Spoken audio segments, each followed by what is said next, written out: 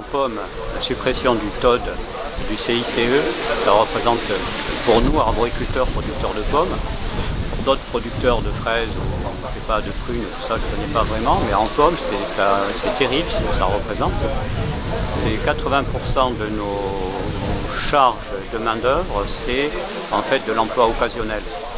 Et donc la suppression du TOD et du CICE et du TOD, donc ça peut représenter pour nous 5 centimes d'euros du kilo à la vente. Et ça représente aussi quelque chose de concret, environ 2500 euros à l'hectare.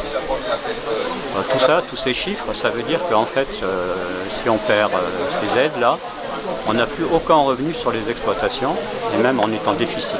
C'est l'équivalent de notre revenu par an, quand tout se passe à peu près correctement. C'est ça, une annonce la semaine dernière qu'on va voir aujourd'hui sortir dans le projet de loi de finances, où il nous annonce la suppression pure et simple du TODE, travailleurs occasionnels, demandeurs d'emploi.